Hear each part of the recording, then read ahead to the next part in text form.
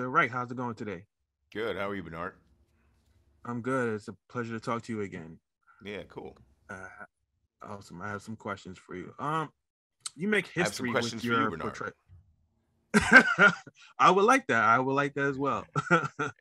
You make history with your portrayal of Jim Gordon, being that this would be the first time the iconic character is black, which shouldn't really be history, but given the circumstances and certain things. So, do you think it's with that in mind? Do you think it's time that we see like more black takes on certain superheroes that's been traditionally white, like Batman? Well, I can only speak for what we're doing here. I can't speak for anybody else's ideas about what they'd like to see. It's a very simple, it's a very simple explanation and justification for my being uh, Jim Gordon in this film, and that is the Batman. The original series was written by two guys, Bob Kane, Bill Finger. I know Bill Finger lived in the Bronx. I believe Bob Kane as well. And they fashioned Gotham after New York City and what they saw in New York City, the population of New York City, uh, the, the look and backgrounds of those in the halls of power in New York City. And at that time in 1939, New York City was 95% white. Um, Wow. New York City has come a long way since then, and Absolutely. the fact of the matter is that this is an incredibly diverse city, not only in terms of its population, but also in terms of city leadership. Our current mayor, Eric Adams, former cop, black man. The police commissioner of the NYPD is black and a woman. So times have changed. And the reality is that if you want to create a Gotham for the 21st century, it has to look like um, uh, what Gotham, a Gotham of today. If you're Absolutely. going to do a film and you're going to update the Batmobile, you're going to update Batman's gadgets, but you're not going to update the population of Gotham, I really don't understand what your vision is trying to achieve. There's not a major metropolis in the United States of America where you can walk down the street and not see any black folks. So this is Right. you have to work really hard to walk through Chicago and not see any black folks, or through the streets of New York City. So likewise, our Gotham is a reflection of those cities, and so it's not for diversity's sake; it's for reality's sake. This is the world we live in, and if we're going to take these stories, which are so much beloved, and and and and bring them, you know, reinvent them anew in fresh ways, in ways that are relevant to our lives today, then this is really an obvious and necessary step. Absolutely. I agree. I agree. Now, in the film, your version of Jim Gordon is just like Robert Pattinson's Batman. Y'all both are not, pretty much leveling up. Y'all working your way up to the to the Commissioner Gordons and to the Batman that we really know now. So, what does it mean to you to be able to build this character up and potentially bring him into other films? Just leveling him up. Well, we'll see where we go, but I really enjoyed working on this film with Gordon as a lieutenant because it really Yeah. activated the character. He wasn't just a guy barking orders from behind a desk, or or running off to answer the bat phone, from a call from the bat phone. But he's in the street and he's in the mix, and particularly because uh, the primary driver of the plot of this film, as Matt Reeves so brilliantly envisioned, is mystery and is crime solving, and so the detective work is very much at the center. Matt wanted to celebrate Batman as the world's greatest detective, which is something we haven't necessarily seen too much of in the previous films. And so this alignment between him and Gordon is only strengthened by that focus. And so, Gary Oldman once described Gordon as something of Watson to Batman, Sherlock Holmes, and I think it makes a lot of sense. And we were able to kind of flesh that version of their relationship out in a really exciting way for me, as the guy who's playing Gordon. But I think also it's going to be really fresh and exciting for fans. And Batman fans are like no other. I mean, so many have just an encyclopedic knowledge of the series, and and this deep passion for it. And I think that's one aspect that fans are seriously thirsting for is Batman is crime solver, not just crime fighter, but solver. So I'm looking forward to sharing this, our version of the story with audiences. Yeah, I absolutely love that aspect of the film. That was really great. Um, I wanted to ask you about, superhero or comic movies like the Batman are changing the narrative when it comes to superhero films, because they're no longer just, big budget visual spectacles. They tell absolutely great stories. And, with that said, award season comes around, and, you guys are the work is being recognized and earning nominations, but it seems that it can't get just this one nomination. And that's usually like the best picture nod. Do you feel there is like a sort of like a bias when it comes to like movies, based on comic books when it comes to that particular award nomination? Well, I don't, I can't speak to that. I guess, there have been some that have been recognized. The awards are, it's a complicated little little can of worms that those things are. I can't speak as to why. I can tell you that we tried to make the best film we could possibly make, and we weren't. Yes, we were making a comic book film. We were making a Batman film, but we were really going after story. We were going after story and trying to make, in some ways, a film that co-opts the genre in some way and toward uses the genre as a way to explore themes, psychological themes, emotional themes, social themes, in a way that maybe other, comic book based films don't or can't, simply because it's the nature of the Batman as a character. He's a human, doesn't have superpowers. He lives in the city, and he's in the middle of things. It's not. And this isn't a movie about Batman in space. This is Batman in the heart of a decaying, troubled Gotham, and so that gives Matt Reeves as a director and all of us rich territory to explore themes beyond just kind of the comic book dazzle of it all, but gives us an opportunity to dive deeper into things that are relevant today. And for my final question, the Batman films are, not only remembered for the people who donned the cape and cowl and Jim Gordon, they also remembered for the villains. The Batman films always had great villains. This film introduces a more darker twist on the Riddler. So I would want to know, where would you like rank Paul Dano's version of the Riddler, which is absolutely brilliant among the other villains in Batman mythos? Yeah, you're asking me to rank. This is one thing that I really is funny about our business. We're not really, we're competitive individuals.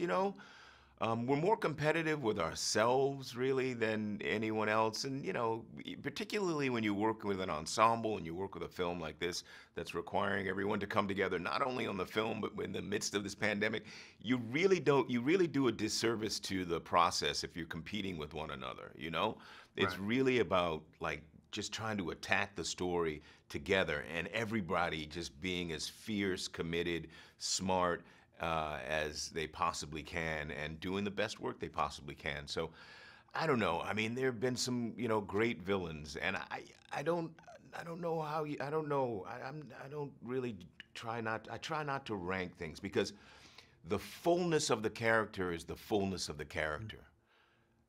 Paul gives this incredibly complex, rich, full portrait of this villain, the Riddler. Likewise, Heath Ledger did the same. Full, complicated, messy, dynamic portrait. And they put themselves into it to the extent that they could. That's it. There's no ranking it. Did you lay it out there or did you not lay it out there? Okay, yeah, Right. Jack Nicholson as well. Boom. I mean, come on. So the whole, like, this ain't the Olympics, man. This is this is storytelling. This is a different thing. Absolutely.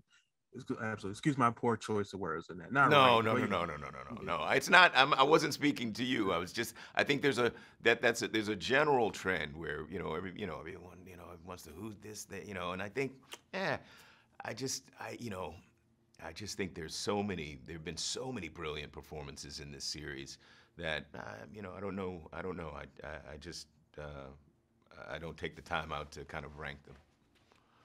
agreed. Agreed. Well, that's my time, Mr. Wright. It was a pleasure talking to you again. You did absolutely amazing in the film, and I think the fans are really going to love this film. They're going to love this movie a lot. Cool, So man. thank you for I'm talking glad to to me hear today. that. Thank you so Thank much. you. Thanks for your Appreciate time. All right. it. You're welcome. Now I'm going to rank you relative to all the other interviewers that I have today. I hope I'm up there. That's all that You're matters. gonna be boom. You're gonna be like I'm on the I don't know what floor I'm on, but you're gonna be on the highest floor in this building. I appreciate, as a fellow Brooklyn native, I appreciate that, man. Thank you a Cool, lot. cool. Thank you, man. Thank you. All right. John, how's it going today? Hey, Bernard, how are you? I'm good. I'm great. Can't complain. I got a lot of questions, so let's jump right into this. Okay. You taking the role of Carmine Falcone in the film. What was it like becoming the notorious crime boss and going face to face with the Batman? What was like? Well, it was just fun being in the whole world. I think Matt Reeves created a really cool world to be involved in it. Just the sets were fantastic, the costumes and the makeup, And I looked at the original, not the original, but the Frank Miller comics.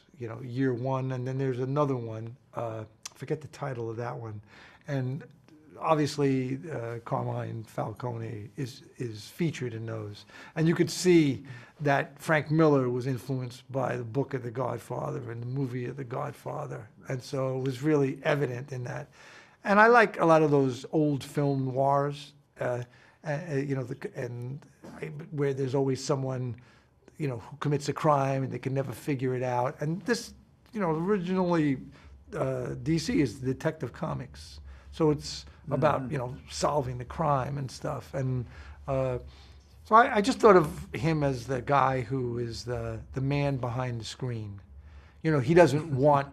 He's not the gangster who flashes all his. All his jewelry and everything like that. And that's why he's lasted a long time, So he basically he's sort of the puppet master, and he's a person, like a lot of people in life, who finds a person's vulnerability and then comes in and says, listen, I'll help you.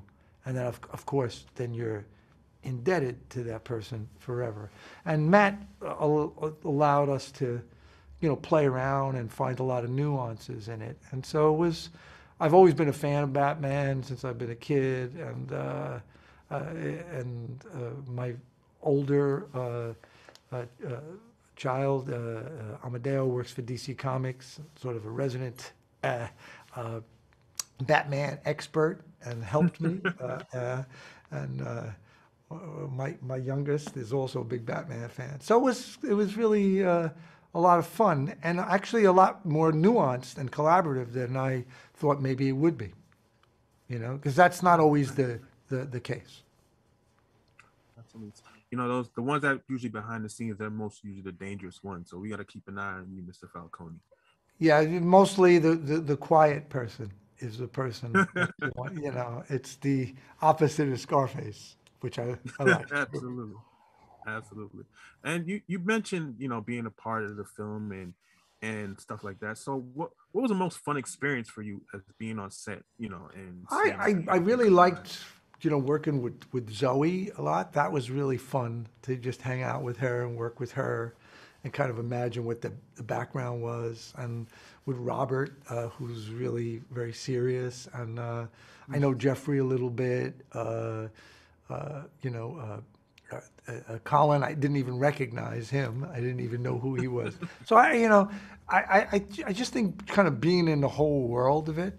I didn't see Batman until way later because all my scenes are with Bruce Wayne. You know, they have Oh, and then right. and when I finally saw him in the Batman suit, I was like kind of, it was like a sort of an out of body experience because I used to play with those little figures with with my kids, and I also was a kid when the Batman show first came on, and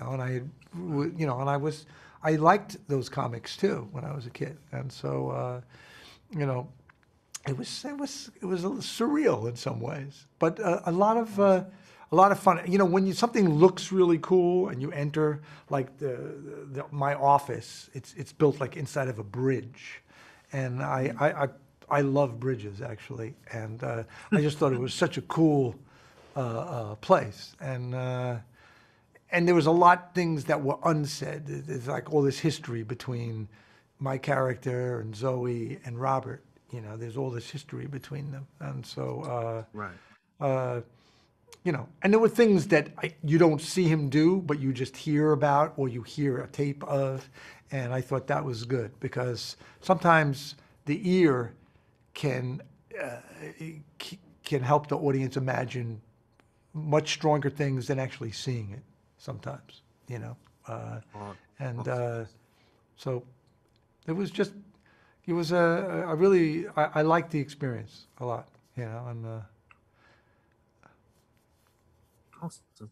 Um, Now superhero comic movies like the Batman are, they're changing the narrative when it comes to, how we see these films. They're no longer just, mega blockbuster films with these visual explosions and things like these films actually have very important stories. They tell them very well.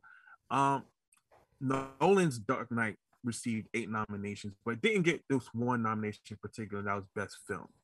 Do you feel, and a certain particular other film has sparked that debate was among a superhero terrific, films? terrific film, by the way. Terrific film. Big It fan of it. was, it Yeah, was. terrific film. Terrific. Another superhero film has sparked a debate about not being nominated for Best Picture. Do you feel that comic book movies are not getting their just due when it comes to that particular award? Uh, Maybe in the Dark Knight, yes. In the Mhm. Dark Knight, yes. But DC is a little different than Marvel. A little different universes. I mean, our film is like very grounded. There's not. I mean, Batman doesn't really have any superpowers. He's like Right. sort of trained. He has all these gadgets and stuff. Yes, I mean he could. Obviously, he's doing things probably that a person couldn't really do. You know what I mean? Hmm. But it kind of reminds me of Greek mythology. With all these things about the Greek gods and these big figures, and then there's a story that's told within it. Of morality or corruption or whatever.